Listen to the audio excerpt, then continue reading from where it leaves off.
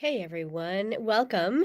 Thank you so much for joining us. We're excited to welcome many of you back today for another session as part of our 2021 Climate Leadership Series. I'm Verena Radulovich, Vice President for Business Engagement at C2ES, and as you can tell, I have a bit of a cold today, so I will try to get through our intro without coughing. I might go on mute if I need to in a moment. As you know, we run our Climate Leadership Series in partnership with our co-host, the Climate Registry. We've been convening the Climate Leadership Conference for 10 years running to address the climate crisis by featuring leading thinkers on policy, innovation, and business solutions. Through this virtual format, which we pivoted to during the pandemic, we're able to bring together so many dedicated climate professionals during the course of this series. Following nearly a dozen sessions thus far, we continue to bring you, our Climate Leadership Conference audience, content that is designed to help you in your approaches to meeting your climate goals. Now, today's format is a bit different from our previous sessions. Many of you were with us October 13th through 14th and 15th, as well as at the end of the month, where we featured a conversation between Bob Perciasepi and Lisa Jackson. Today, we are hosting more of a workshop with a session focused on how companies are measuring, assessing, addressing, or doing something about, and disclosing climate risk and opportunity. This is under the TCFD framework. And for those of you that are new to this, TCFD stands for Task Force for Climate-Related Financial Disclosures.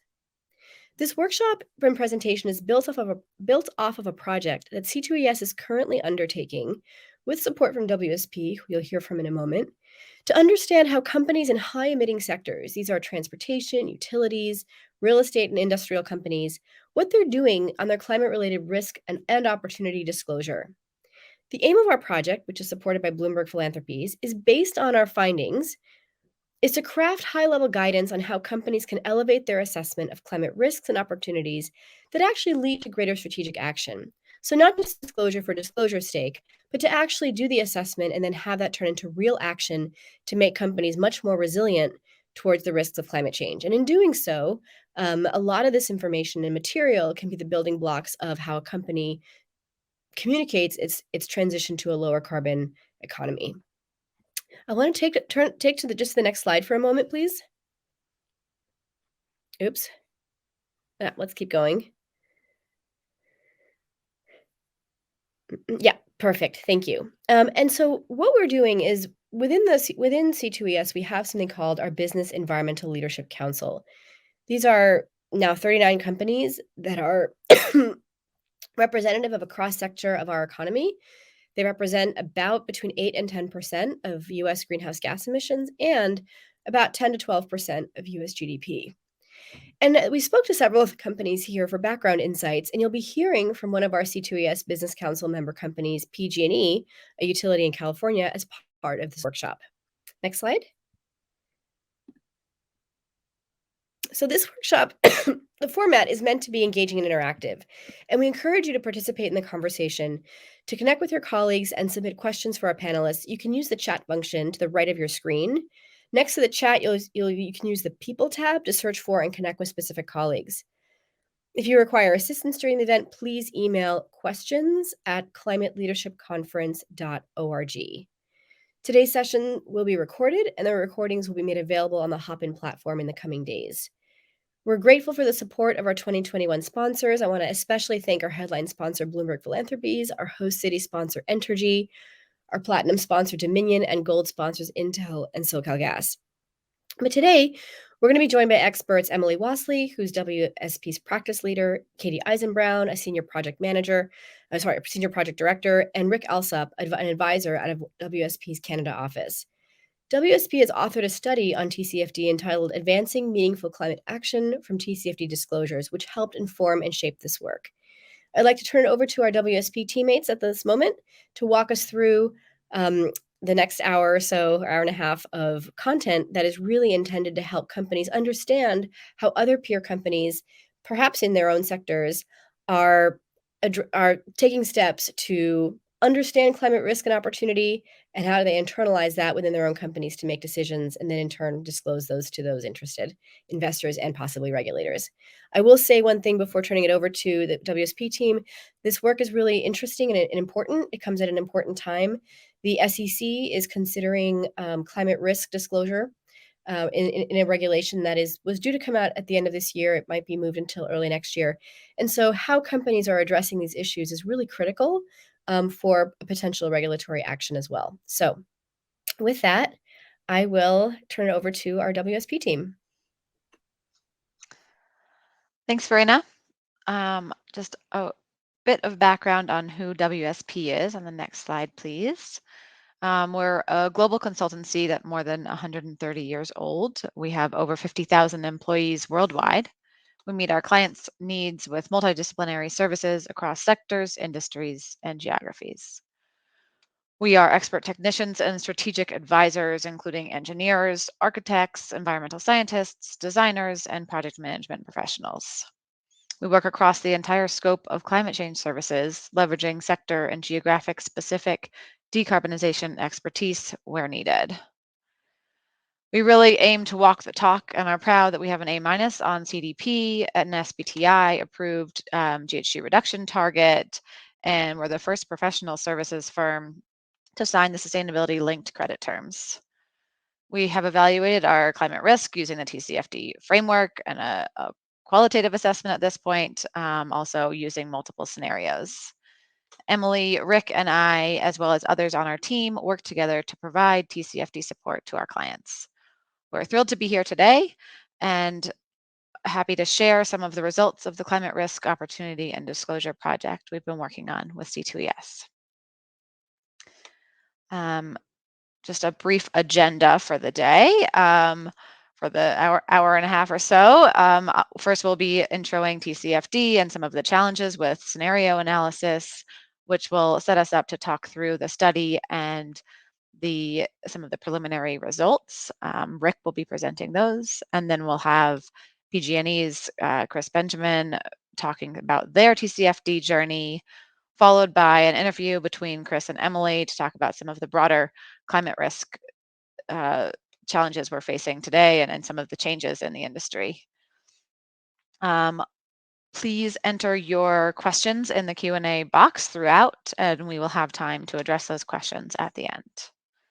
Before we dive into the topic, we wanted to do a brief poll. So a poll should be popping up on your screen. Just trying to get a gauge on who we have here today. Please just pick the industry that best represents who you're here on behalf of today. All right, I can't see the results right now, so I'm going to move on. So the next slide, TCFD was the Task Force on Climate. Can you go to the next slide, please? Task Force on Climate-Related Financial Disclosures was created to provide transparency to investors. Created by the Financial Stability Board, led by Michael Bloomberg and Mark Carney, developed TCFD in 2015, and then the disclosures were released a couple of years later in 2017. Although these are voluntary today, as you'll see, some of them are becoming a little more expected. The purpose of these disclosures is to allow companies to assess and manage relevant climate-related risks and a guide to how to disclose these risks and how the management of them with investors. The disclosures are organized into 4 core elements, all related to climate change and climate impact, the governance, strategy, risk management, metrics, and targets. And within those 4, we have 11 disclosures outlined on this slide. What I'd like to draw your attention to is the scenario analysis for testing resilience. This is the component where TCFD is recommending looking at your business strategy under multiple different climate scenarios. So assessing the resilience of your strategy in a low warming scenario and a high warming scenario, and seeing where you may have some risks or opportunities. Although this is voluntary, investors and regulators are increasingly becoming interested. On the next slide, please.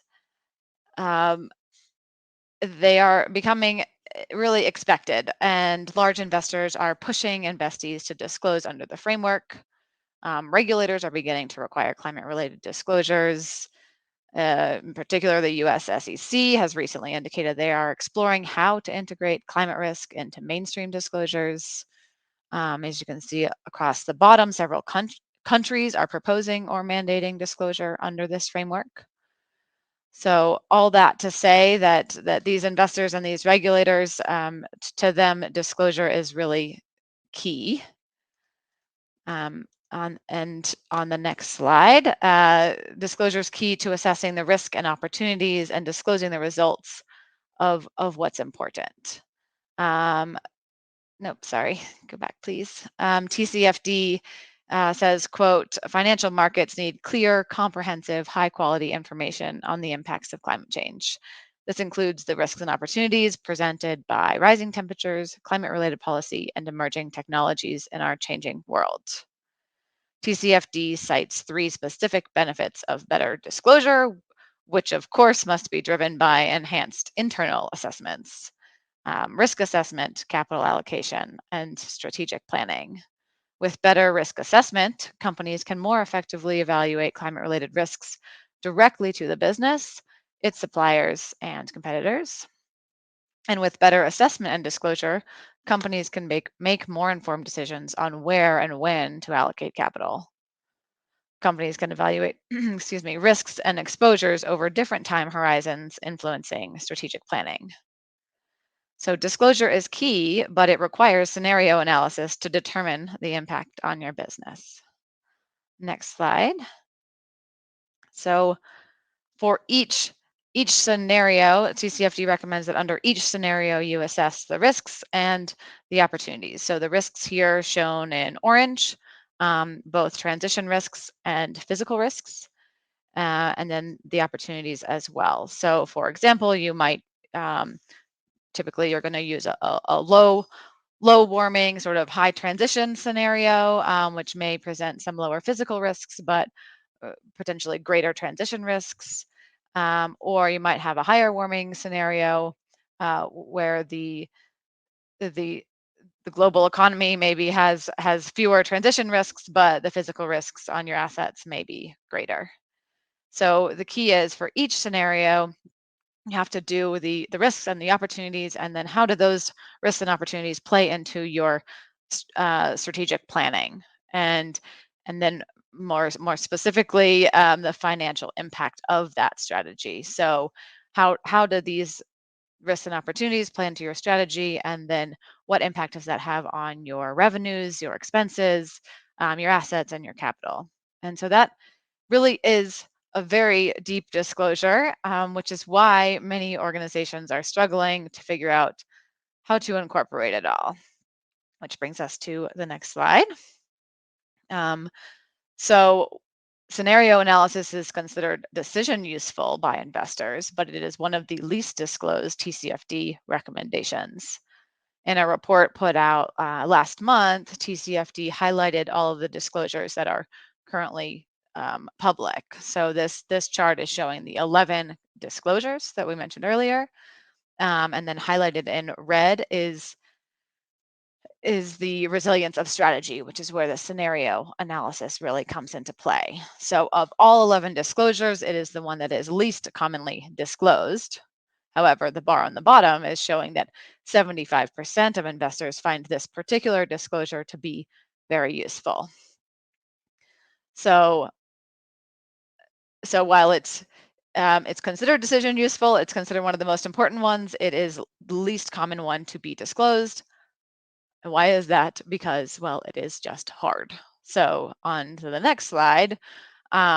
Companies are reporting significant challenges with implementing scenario analysis and reporting on it. So the challenges primarily focused here are sort of lack of data, lack of internal expertise, lack of understanding on how to apply the data to your business to assess the vulnerability. That's the 2 tall bars, the red and the blue. In other words, companies don't know which data to use or potentially how to find it, and then they don't know what to do with it once they have it. So of course, there are other issues like lack of buy-in, but those were the 2 main ones, and that is why we have focused our study on identifying ways to better conduct climate risk and opportunity analyses using scenarios. I will pass it to Rick to share our approach and preliminary findings.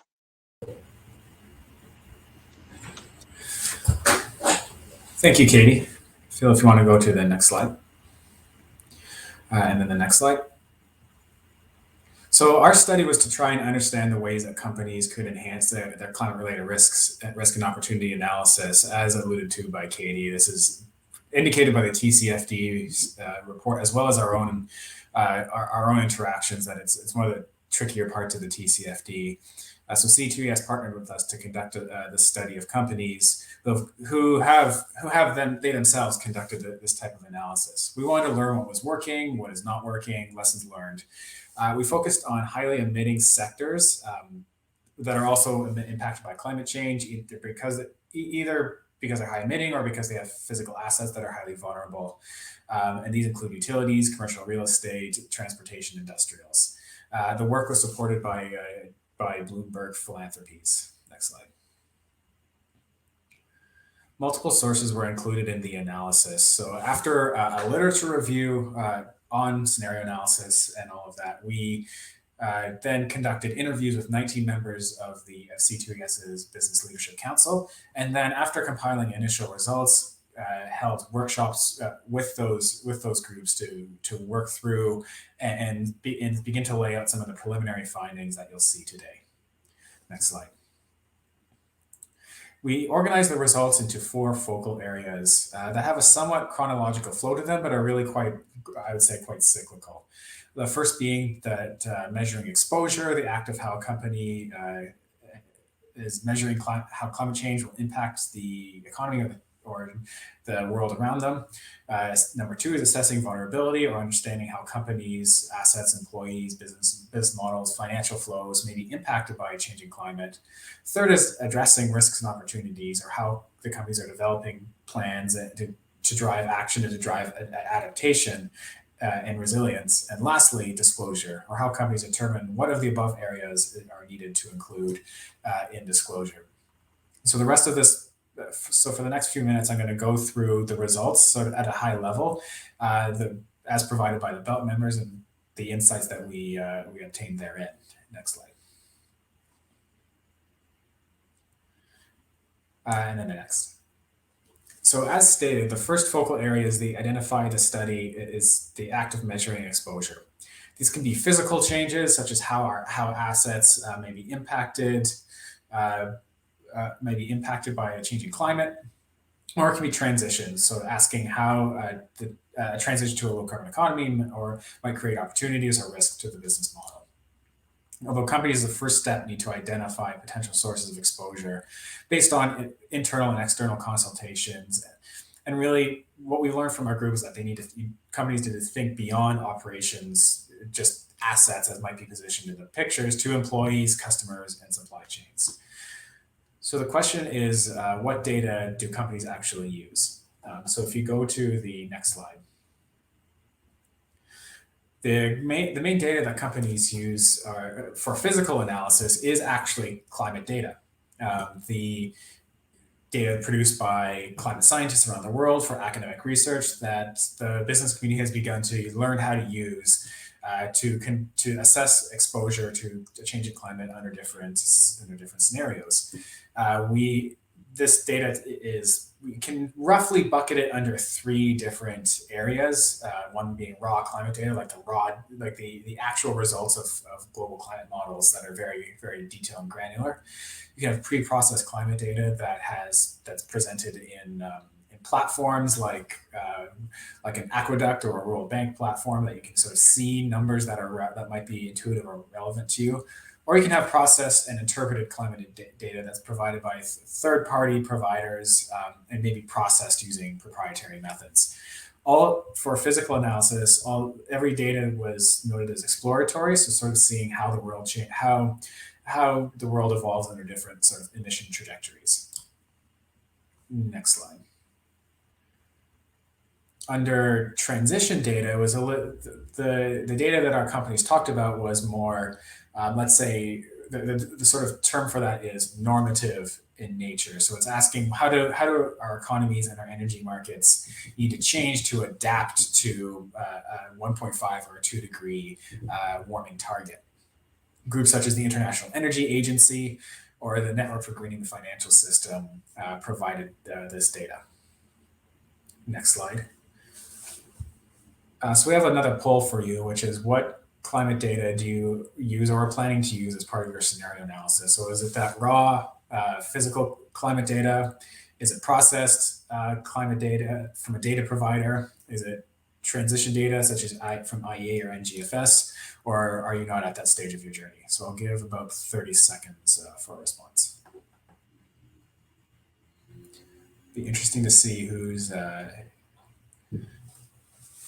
interested to see what we get here. It's in our experience, most companies are actually not at this level that they can easily interpret. So Lee is going to provide a summary of the responses. Hi, everyone. I'm looking at our poll in real time, and it looks like the majority of people do not do a scenario analysis. We have 58% of people reporting that, and then about 14% saying there's a transition data from groups such as IEA or NGFS. So that's the results. Thanks, Lee. Next step, I'd say in line with what we might expect, and not a lot for that raw climate data, and we'll get to that in a moment. So if we want to go to the next slide. The challenges in measuring exposure that most people in business, probably many of the folks on the line today, are not climate data experts. Need quite a bit of assistance in interpreting the data to put it in a usable format. And this was something that all the belt members grappled with and tended to need external consultation with. It's also data availability. So is it the right data at the right granularity? Is it data comprehension? And really also model uncertainty. When you get into this, you really find that there's large error bars on the data. There's a lot of uncertainty inherent in the analysis. We know the direction because we know climate change is happening, but we don't know sort of the magnitude, especially at small time scale, small length scales. Next slide. But what companies are the companies that are successful? What we learned that companies are leading, or maybe find that they're having results that they enjoy, is that they're able to increase their baseline knowledge through a sort of iterative process. We're also seeing more user-friendly tools coming out, and really the leading clients build up that capacity. Start simple, start with the simpler data, larger scale data, and then eventually understand your industry and your locations with more time. Starting with those easy portals and moving on to more relevant data. Next slide. And then the next. So whereas exposure is changing what is changing around you, vulnerability is how it will impact you. And so if you think of that, you might be in a region that's impacted by water stress, as the map seems to suggest. The vulnerability is, okay, what does that water stress mean for you? And if you operate a data center, for example, that could be lack of water for cooling. But really, if you go to the next slide, but for both physical and transition impacts, the study our participants indicated that it's important to look both up and down the value chain. So thinking about not just for physical impacts, thinking about sort of exposure to acute events upstream in the supply chain, as well as to your operations, and then downstream in the supply chain. So not just in addition to your suppliers and yourselves, but also how could physical climate change impact your customers? And not just sort of storms and weather, but also how chronic changes such as heat stress, sea level rise might impact employee well-being, access to customers and markets. Next slide.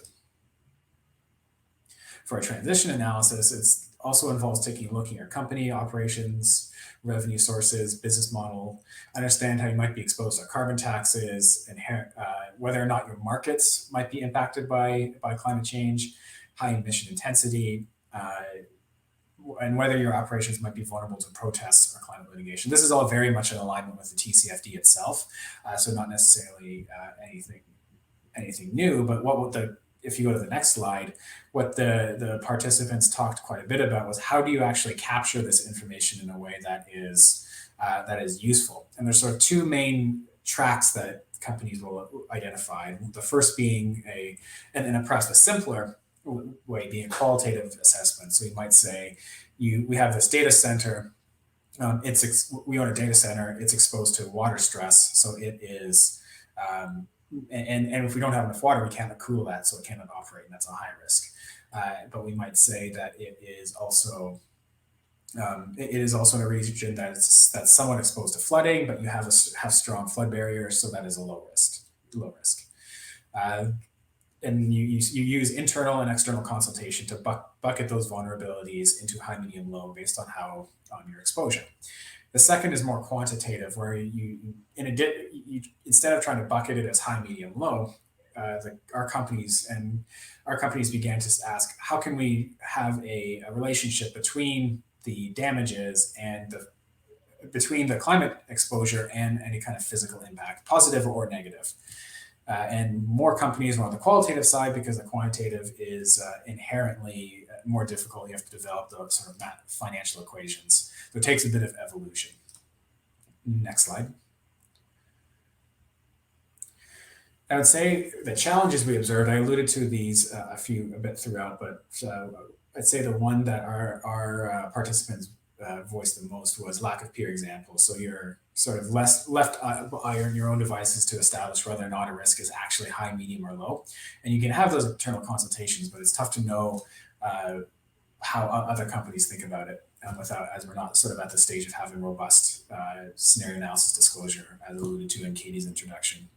There's difficulty developing those impact functions to develop a more quantitative analysis in alignment with the TCFD, because many companies can't say, if there's a 10% increase in heat stress, what does that mean for the performance of an asset or the performance of the market?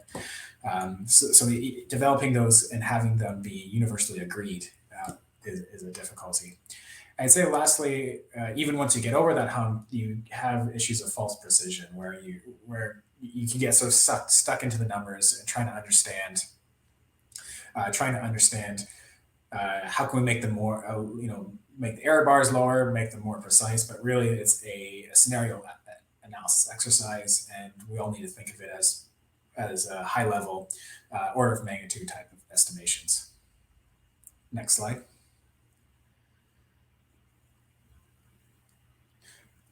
But leading companies were able to drive meaningful assessments by taking, again, that progressive approach. So build up the complexity, think about it qualitatively, think about your risks as high, medium, and low before trying to tackle the more quantitative analysis, to have a financial analysis in alignment with the TCFD, because you'll build that credibility internally, you'll build better understanding of what your high risks are, and be more focused and deliberate, and hopefully have more engagement in that exercise. Next slide.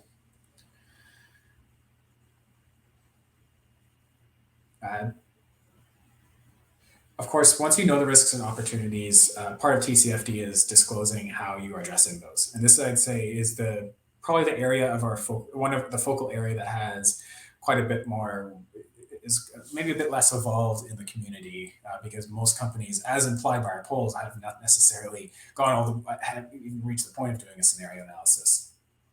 So it's hard to get to sort of the addressing and the resilience component when the scenario analysis when that sort of upfront risk and opportunity hasn't been completed. But there are insights that we were able to drive from those who have reached that point. And I'd say that what most companies first off try to do is to prioritize, because there's a universe of transition and physical risks and opportunities, and your analysis really is important to help saying what are the most material impacts. And we'll get to that statement material in a second. And then what companies try to do, formally or informally, is develop a plan around that. It seems straightforward, but having a concrete transition or adaptation plan is a new development, even recommended by the TCFD, that we're seeing more companies start to think about. Again, most companies to date have thought about their transition plans more informally, if they've reached that point at all. But we're seeing more and more interest in that topic because of the actions of the TCFD. And then then they take those plans and develop strategic updates, operations updates, and capital updates. And it's not as simple as the arrows might seem. This is a fairly crude portrait of it, but gaining that buy-in takes quite a lot of internal discussion. We heard and really building confidence with senior leadership that your analysis is sound, that these are commercially viable transition plans, and that they'll create value for the company. Next slide. And determining materiality, a core question companies struggle with is the concept of materiality. And in effect, what the TCFD suggests is organizations should determine materiality for climate-related issues consistent with how they determine materiality for other information included in financial filings, which can be tricky depending on the specific securities regulations you're exposed to, but something that we see more and more companies sort of getting over the hump and saying, based on our analysis, this is material. We are going to take action, not necessarily disclose it in mainstream financial filings, but stating that climate change is a material or a substantive impact. Next slide. The issues here I mentioned have been generally stated. There are again lack of few precedents. So it's again, if you're trying to develop a plan internally, it can be hard to know whether or not your peers are taking similar actions. That question of defining materiality, especially in the US, where there are strict SEC regulations for the term, there can be some conflict about how to define that. Developing clear and actionable transition plans. This is something the TCFD in its most recent status report identified and has released guidance on how to do that. And I'd say lastly, and somewhat perhaps more interesting, is inconsistent policy signals. Since if you're going to reduce emissions or build climate resilience, that can often be done with government assistance or with policy signals indicating that those actions are going to drive value in the future. And when there's inconsistent policy signals, that creates uncertainty and can create lack of action. Next slide. But what leading companies do is they take the information that they've been provided and they directly tie to long-term strategic planning. And they do so in a way that, again, I've used the term a couple of times, demonstrates value. We often think that you need a clear ROI or return on investment case to be made. But really what companies told us is that might not be the case in all situations. And depending on your company, it could be just implicitly valuable to conduct the analysis, or you might need that, sort of checks and balances ROI, but it's really dependent on your company's culture. So it's about engaging leadership, tying to strategic planning, demonstrating value. Next slide. So the last component is disclosure, and we have one more polling question for you. Next slide. So I guess what data on climate risks and opportunities scenario analysis do you disclose? And we know that a lot of you are going to answer number 4, but curious for those who have done an analysis, whether or not it's qualitative, quantitative, or just a sort of a basic description of risks and opportunities. Hi, everyone. We've got live results here. It looks like the majority of people have selected no scenario analysis or risk disclosure at 51%. And 22% coming in at basic description of risks and opportunities. All right, those are our results on the ground. Back to you, Rick. Thanks, Leanne. And that aligns with what we heard in the first question, that many here are sort of at the early stages of doing their analysis. If you want to go to the next slide. And I guess key questions that we hear are our companies tend to ask when determining what to disclose is what are investor expectations. So some companies aren't necessarily pushed to have a financial analysis, in which case that might not be a necessary activity, although it's certainly useful for driving resilience nonetheless, even outside of disclosure. Should we disclose financial information? That very few companies have because of the inherent uncertainty and the risk in disclosing risk-related financial information. But that more and more companies are getting over that hump. Do we want to be, and because of that, do we want to be leaders? Do we want to get our report to gain attention for the analysis that we've disclosed? Because as has been stated throughout, disclosure is light to this point on the financial and scenario analysis, financial impact. So doing so would probably position you as a leader within your industry today. Although we believe that is rapidly changing, but that's sort of a question that's being asked. And where should we disclose? So if you're disclosing financial impact, some will do it in annual reporting, although very few, and most choose to do it in a standalone TCFD or as a part of a sustainability report. And the results echo the broader results. Our results echo the broader results of those developed by the TCFD in their annual status report. The barriers to this are lack of standardization, what we might position as first mover disadvantage. Let's say that your company disclosed a financial impact and disclosed perhaps a net risk. That might give you negative perception, but when all the other companies in your industry have the same risk but just aren't disclosing them, you get the disadvantage for presenting it first. And this is something that where regulations might help us overcome. And the last is litigation risk. So if you have the analysis, and I guess if it's misstated, that could open you up to issues. But it's not one that our companies. It's not the main one that companies were held back on. It's largely the first. The lack of standardization is they don't know what to disclose that's most useful, and that will help them be well compared against their peers. So that's it from my side. I'm going to pass it to Chris to speak on behalf of PG&E. Well, great. Thanks so much, Rick. Really appreciate that, and appreciate the opportunity to join this discussion. As was mentioned earlier, my name is Chris Benjamin. I lead the corporate sustainability team at PG&E, and our team leads a variety of forward-looking sustainability initiatives for the company, many of which relate to climate change and reducing our carbon footprint. We also manage PG&E's voluntary sustainability reporting, as well as a lot of engagement, increasingly with vulnerable communities. And I think the focus of my brief remarks today is just to share with you some of the steps that we're taking to, I think on the one hand, better understand the climate risks that we face, but also how we're working to address them, as well as how we are sharing our progress through public disclosure. And I think I will likely reinforce many of the key themes and the key takeaways that both C2ES and the WSP team have shared today. But fundamentally, I think it really is a journey. It's something that we have been on for many years, and something that we really approach with a continuous improvement mindset.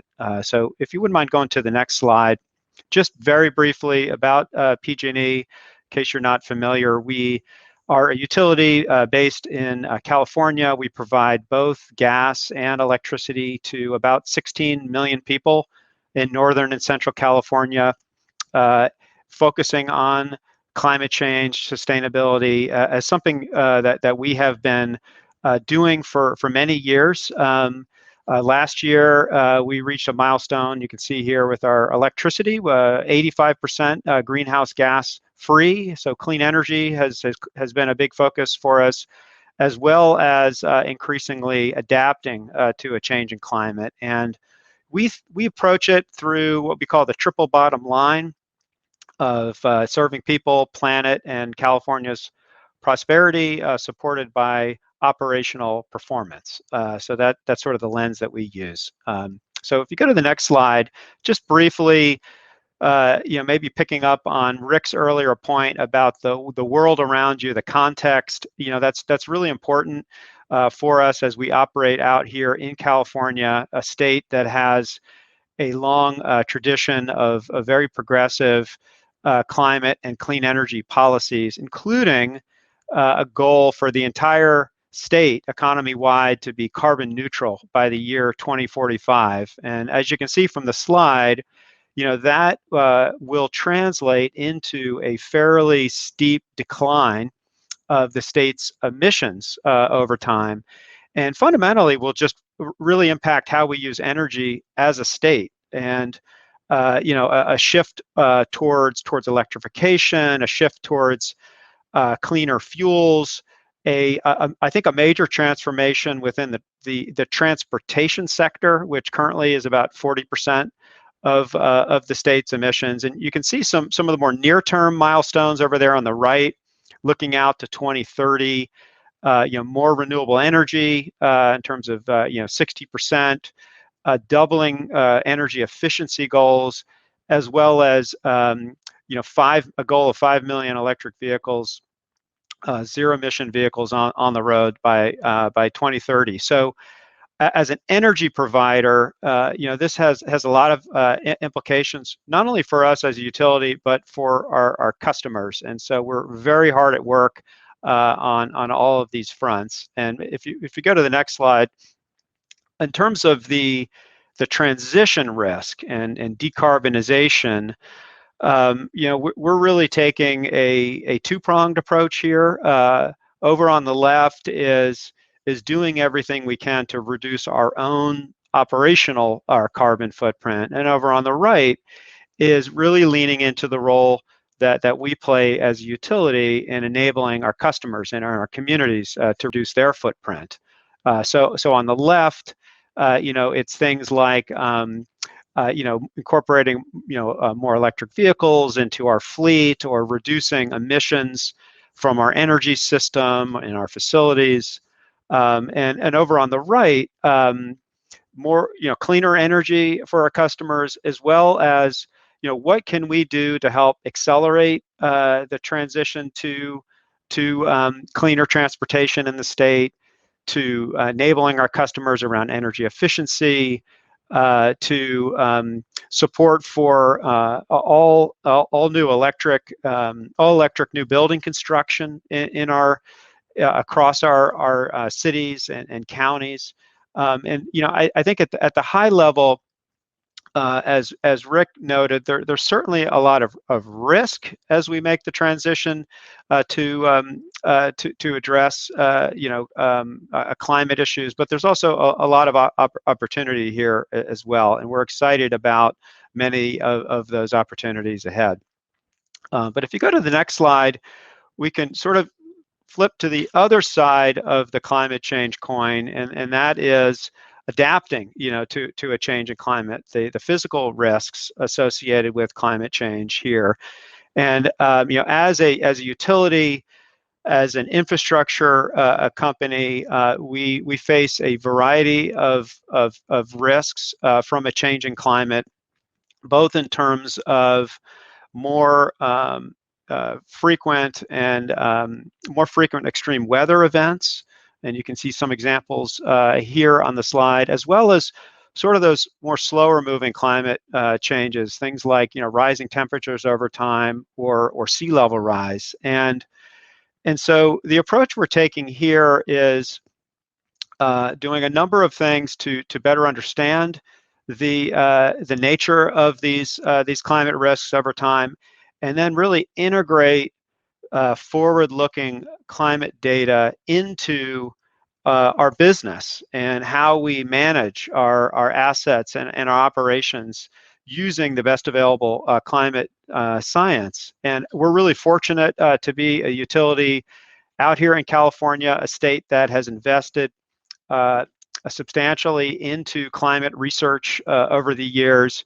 And there's a great portal website that we use called CalAdapt that translates the latest climate research and science in California into visualization tools, maps, and resources that companies like ours can use, and we are using.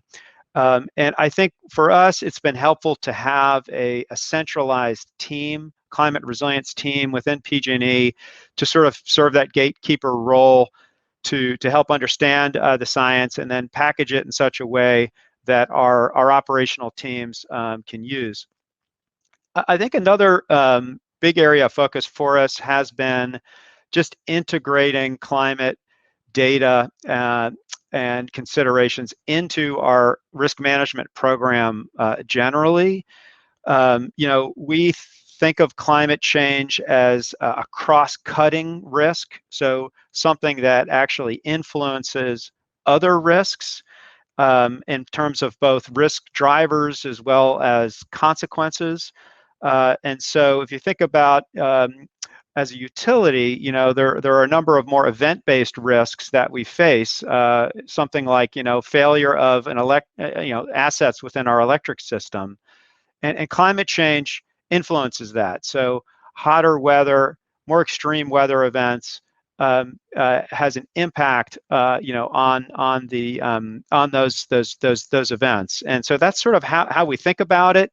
And we continue to work with our technical teams within the company to look at the data and really work with them who know our assets, know our operations well, to understand how do we build that into our risk models? How do we build that into our risk mitigation programs? So definitely a work in progress, but to, I think, both Rick and Katie's point, it's complex and it does take time. If you go to the next slide, I just wanted to also highlight another important effort underway that falls in that sort of assessment category that the WSP team highlighted, and that is a really in-depth, multi-year climate vulnerability assessment that we're in the midst of, to really gain a better understanding of the risks and vulnerabilities to our assets and our operations as a company, so that we can better prioritize and address them. The way we're approaching this is region by region, starting with the San Francisco Bay Area, then moving down to the Central Valley and other regions in our service area.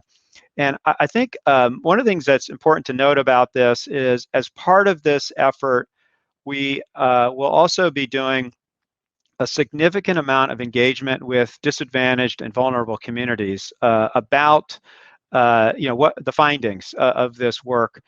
So there'll be a big community engagement effort. And I think that's so important, so that we get the feedback from our communities and can incorporate those perspectives and those ideas into our plans. It's helpful that we have at PG&E a tribal liaison who serves as our sort of link to the many Native American tribes across our service area, as well as an environmental social justice program manager, to really help us think through this community engagement effort, so that we do it as effectively as possible. So the study is well underway. The community engagement portion will be kicking off soon. And I think it's worth noting that the other investor-owned utilities in California are doing a very similar effort, and it stems from a proceeding at the California Public Utilities Commission, which is, I think, been really instrumental in helping to drive this work forward. And importantly, this whole effort is really integrated into our regulatory framework, so that the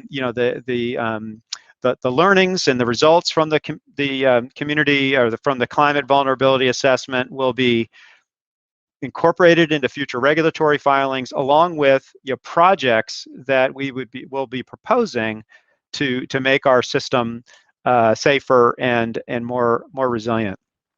In terms of just a final slide on disclosure, which if you wouldn't mind moving to the next slide, just want to maybe echo what has been shared today about the importance of transparency and disclosure as we all do this work. Through a variety of disclosures, we are working to provide really a comprehensive view of our work in this area. Governance, risks, opportunities, our strategy, our emissions, our goals, our targets, and doing that through a variety of different disclosures. Our sustainability report, like many companies, is really, I think, more of a centerpiece where a lot of this work comes together.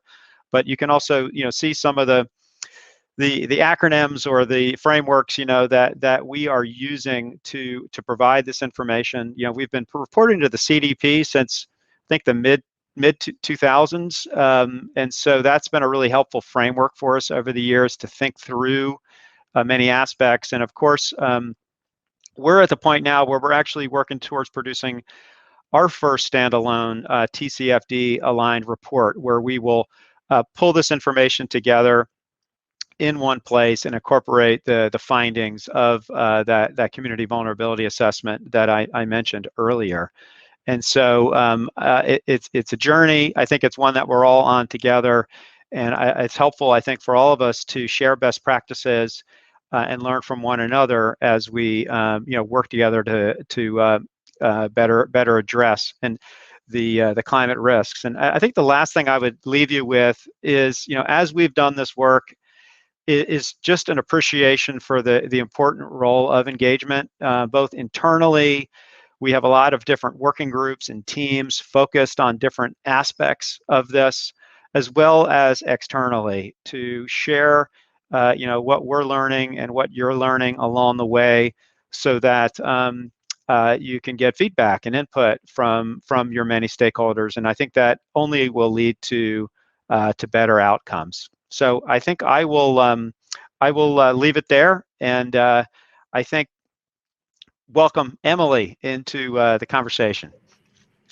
Excellent. Thank you so much, Chris, for that amazing overview. As a Northern California resident and PG&E customer, it's great to hear all the dedicated work that you're putting into and have put into for several years on climate change. It's definitely a journey. Partnering with the research community is so instrumental as well. Great to hear that, as well as the important integration of climate change and climate considerations into your enterprise risk management process. Climate change is definitely a threat multiplier. So great to hear that integration is happening, and the public engagement is so critical as well. So thank you so much for your overview and also your participation in our study. So I'm going to ask you a couple of questions, and would love your feedback and insights on kind of this journey that you're on. So the first being, Rick really laid out nicely the 4 core focal areas of our study, including measuring, assessing, addressing, and disclosing, which you touched upon. Which of these has been the most challenging for PG&E, and why? It's a good question. Yeah, I think the honest answer is it's all challenging. It's a big effort, right? That I think we are all trying to do, each within our respective organizations, within our respective companies. But as I was sort of listening to Rick go through the different stages, I'd have to say addressing the climate risks, the climate challenge, is really the most challenging. That's, if you think about it, sort of where the rubber hits the road. And there's a lot of change and a lot of change management that is required in order to adapt systems, processes, companies, organizations to meet the challenge. And I think that one of the things that makes adapting your systems and adapting your strategies more challenging is this idea of incorporating, community considerations, customer considerations into it, because, we are all sort of part of a bigger system, and that for us, we are a utility. We're part of the energy system, but that's part of a larger system. So I think that's why the engagement, that we're doing and we'll be doing, in particular with disadvantaged and vulnerable communities, is so important, because it helps bring, more light into how you fit into the bigger picture, so that as you're addressing these challenges, you're sort of doing so with an eye towards the bigger system.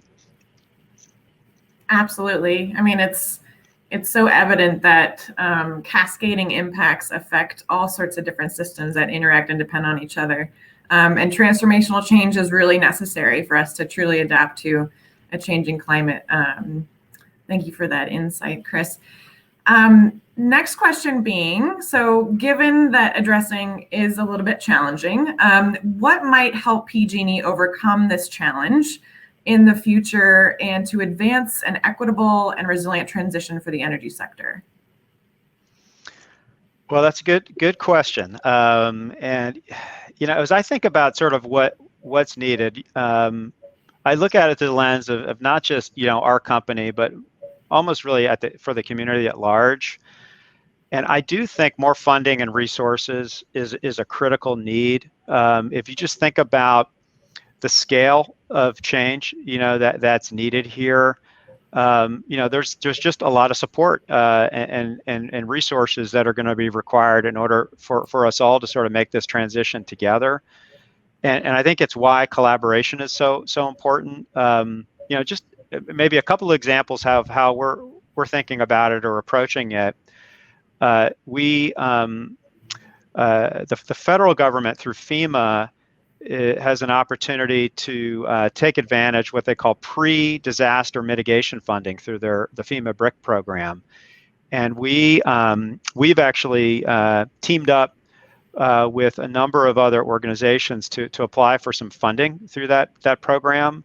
We have a substation in the Bay Area that is at risk of sea level rise, but this is the San Francisco Bay, so it also poses a risk to the surrounding community, and it's actually right near the headquarters of Facebook. And so we all teamed up together to pool our resources and to apply for some grant funding through this program that ultimately would help us collectively not only build more resilience to the substation there, but also to the community and some of the companies in the area. And really, it is a disadvantaged community area, so has sort of an equity lens to it. But I do think it's encouraging to see more resources becoming available. I mean, I think we were all excited to see the federal infrastructure, package, being signed this week, which will provide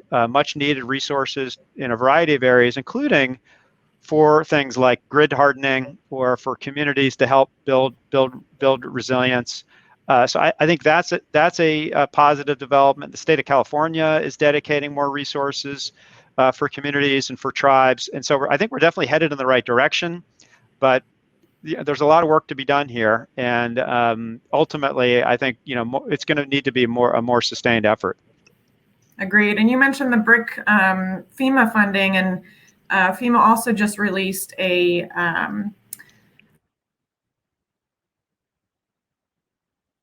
long-term exercise several years ago in various different communities, and it really helped to bring together whole community stakeholders to the table to discuss risks related to climate change and then how they were going to collectively address those risks. So hopefully you can use and leverage that framework moving forward as well.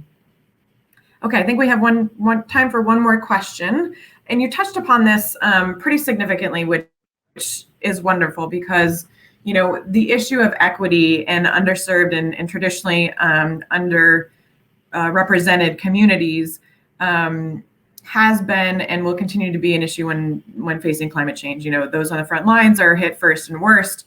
So how are you really working to embed equity throughout the strategies that you're using to ensure that underserved communities are not only involved in the discussions early on and frequently, but also remain as safe and protected as possible?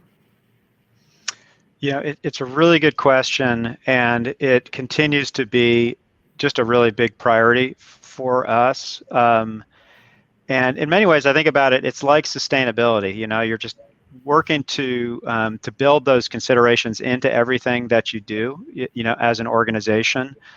One, I think really helpful and important development out here in California, one of our regulators, the California Public Utilities Commission, a couple of years ago adopted what they call their Environmental and Social Justice Action Plan, ESJ Action Plan, and they've just recently proposed a draft update to that, and it's very comprehensive, and it lays out a framework for how to incorporate ESJ considerations really across everything we do: customer programs, operations, climate resilience, and so it's something that we've actually been working on for many years. We actually adopted our first environmental justice policy way back in it was like 2001, and have people that are focused on these issues. But we're really trying to embed it, further within everything that we do and be intentional about it.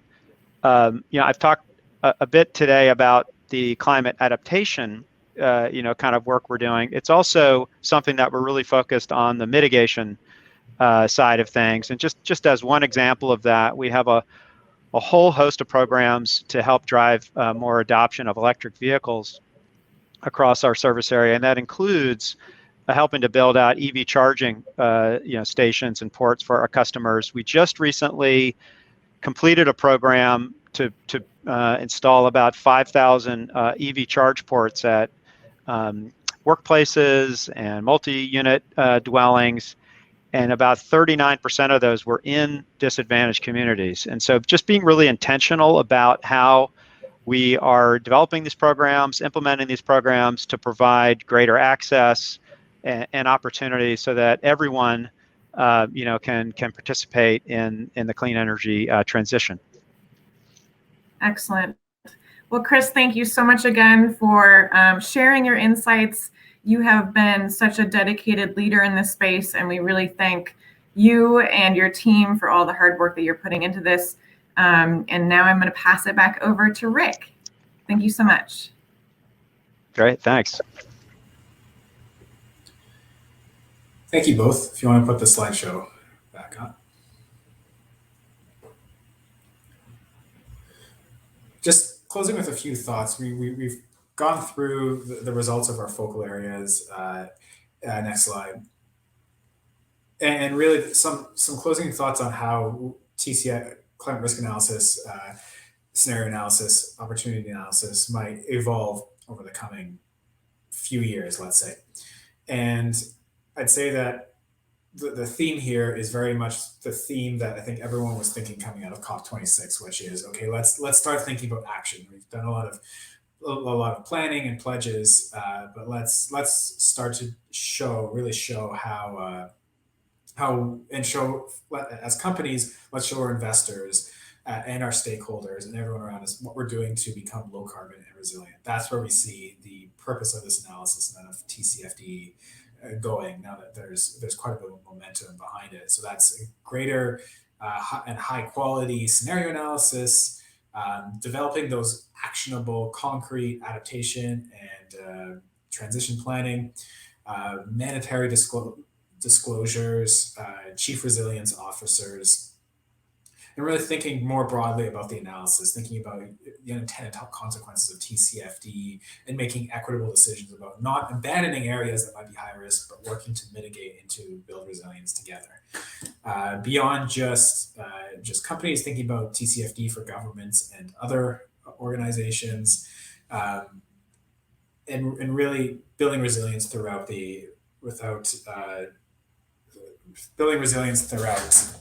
our energy and our infrastructure. So with that, I'll pass it back to Leanne for some closing or the next steps, and then we'll have some Q&A. So please start to put your Q&A, your questions into the comment box. Thank you.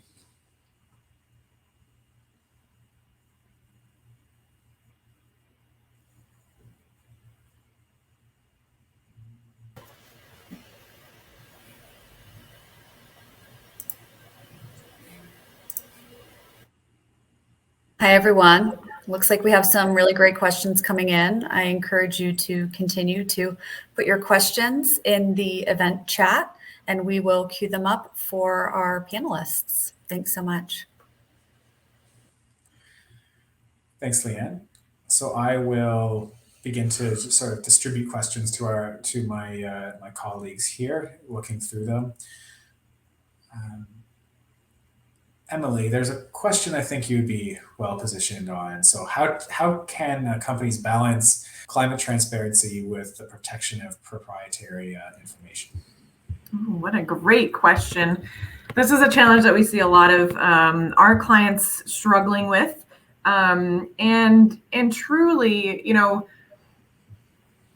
as Chris mentioned, transparency is what investors want to see. They want to know that you're on this journey. They want to know that you've been looking at scenario analysis, that you've been conducting that you understand the risks and opportunities as it relates to climate change, to your business, to your financial planning, to your staff, to the assets that you own and manage. So,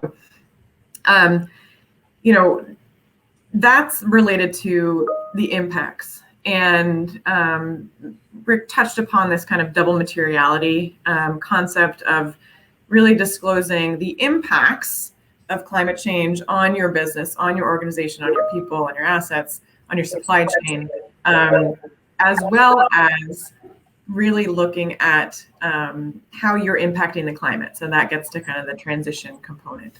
The financial measures are important when it comes to whether or not those, the impacts from climate change are financially material.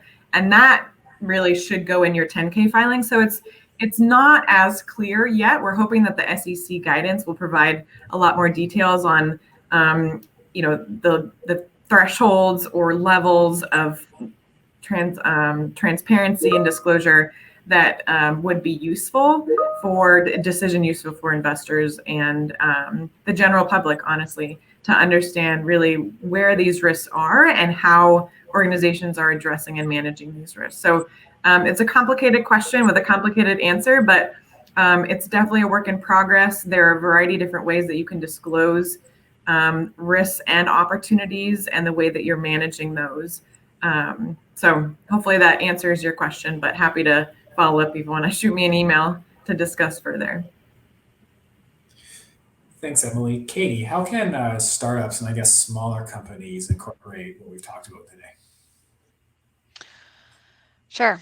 I think a startup, a brand new company making all of the decisions for the first time is in kind of a unique position to make sure that climate and climate risks and opportunities are considered sort of in every step of the decision making process. So from where to locate your primary facilities, whether that's headquarters or manufacturing sites, or which suppliers you're working with and what risks they might be considering. So setting up some of those governance structures from the very beginning, kind of at an advantage as opposed to trying to change it and incorporate it later.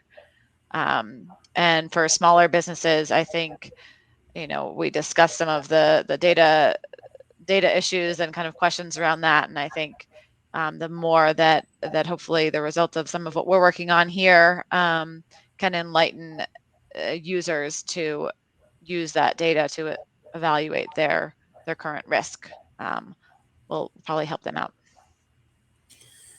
Thanks, Katie. Given they might not have sort of in-house experts available to them, I guess is the point of that. Go ahead, Rick. Thanks, Katie. I'll take one now, which is to read the question. There seems to be a large gap in reporting and disclosure in actual building level implementation or improvements. And the question asks, address what types of data assurance or on-property validation or verification you expect to see develop in the next 2 to 5 year cycle. So I mean, in terms of data validation, there's certainly greater interest in assurance over emissions data, since that is one of the most reported metrics and one that's more increasingly relevant for regulatory purposes. So there's obviously greenhouse gas emissions and verification. There are other sort of building related certifications that I cannot claim to be an expert on, but just speaking broadly about the type of analysis we've conducted here, or we've talked about here, the unfortunate fact is that there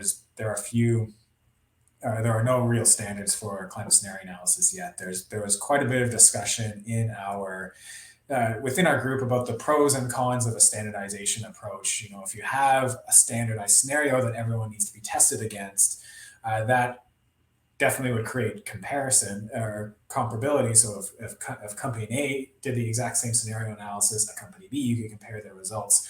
But no company there is no sort of company A equal to company B.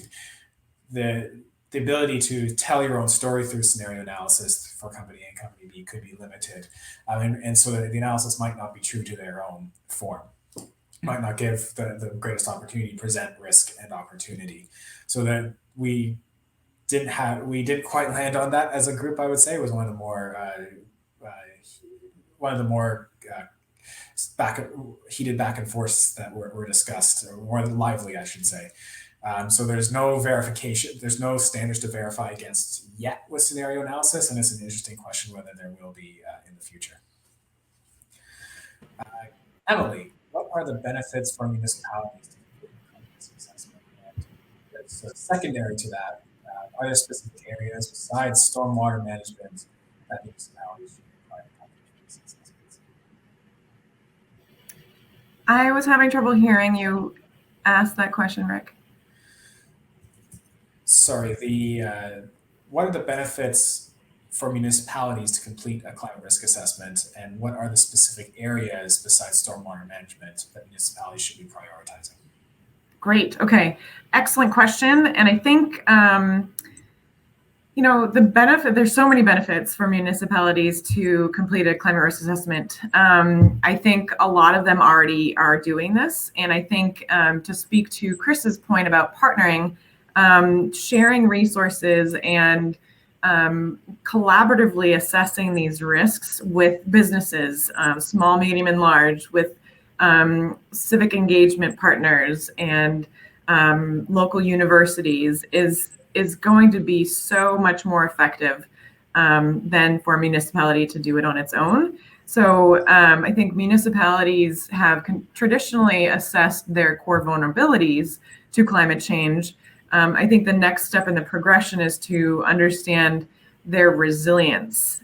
So how resilient is this municipality to a changing climate, both from the acute shocks to the system and also the chronic systemic issues like higher sea level rise, changing temperatures and precipitation patterns.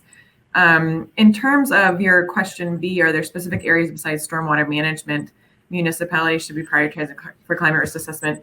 I certainly think, water management in general is a key one. I think managing the impacts from heat is going to be and is already an issue for a lot of municipalities when it comes to climate change. Understanding where there are cooling centers, who needs the cooling centers.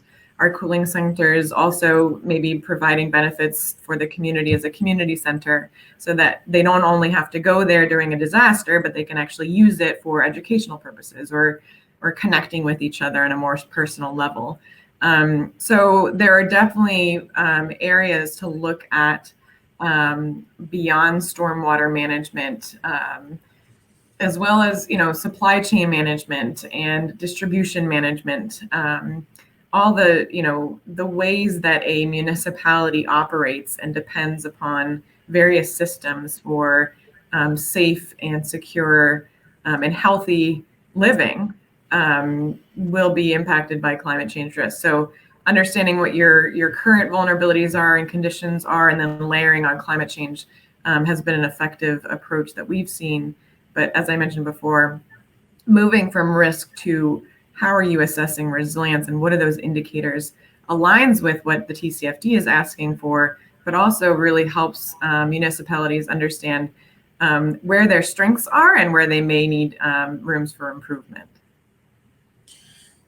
Katie, building off of that question, I know it's obviously climate risk is highly material for municipalities, as Emily laid out, but do you think the TCFD has a role for municipalities? Should they be reporting under the TCFD, or do you think that's of value?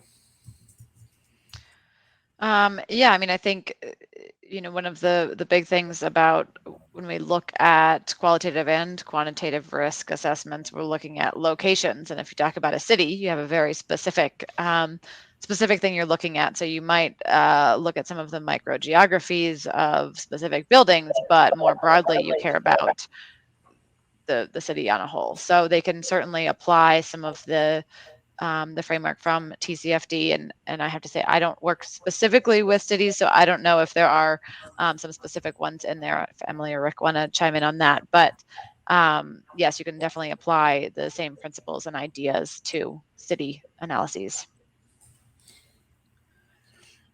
There have been some Canadian cities that are specifically Vancouver that is committed to the TCFD, with more, I believe, considering it. Yeah, I know that we've been working with San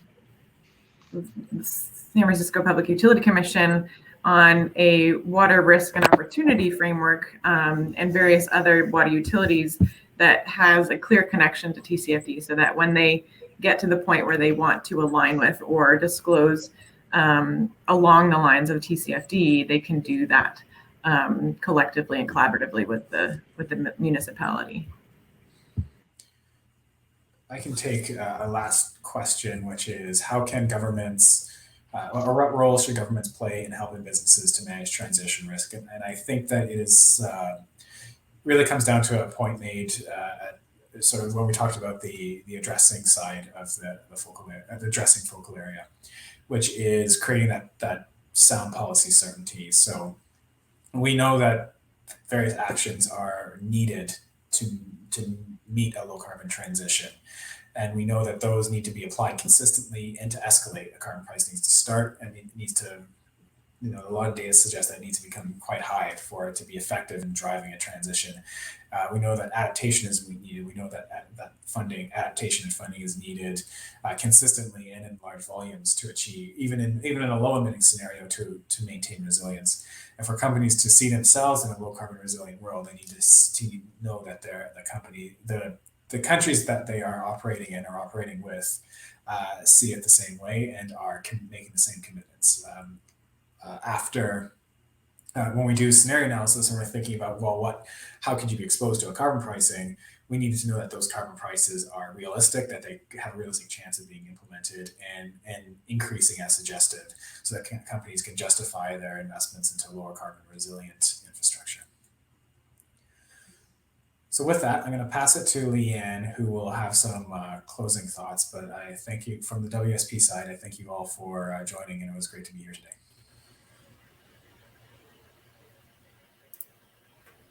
Hi, everyone. Thank you so much to our speakers, Rick, Chris, Kate, and Emily, for sharing your insights with us on trends from TCFD. As you all know, I'm Leanne Osborne, Strategy and Planning Manager at the Climate Registry. And on behalf of the Climate Leadership team, I want to thank you all for sharing your knowledge with our audience and for your ongoing dedication to climate solutions. With more on climate disclosures surely coming down the pike, we look forward to continuing this conversation in the new year. I'd also like to thank a few more of our sponsors for their support. Our silver sponsors, WSP, Edison International, Train Technologies, The Nature Conservancy, DTE, Volvo Group, and PSEG. And our climate impact sponsor, Natural Capital Partners. To those of you in the audience, thank you so much for joining us today. We hope to see you back here tomorrow for another series webinar where we will be exploring decarbonizing the built environment using cutting-edge technology, innovation, and best practices. A reminder that the Climate Leadership Series will continue next month to include our December 8th workshop on the fundamentals of getting to net zero, and our December 9th conversation on investing in our cities through smart, resilient infrastructure. Be sure to register for those events on our website at climateleadershipconference.org. Have a great rest of the day, and we look forward to seeing you all tomorrow.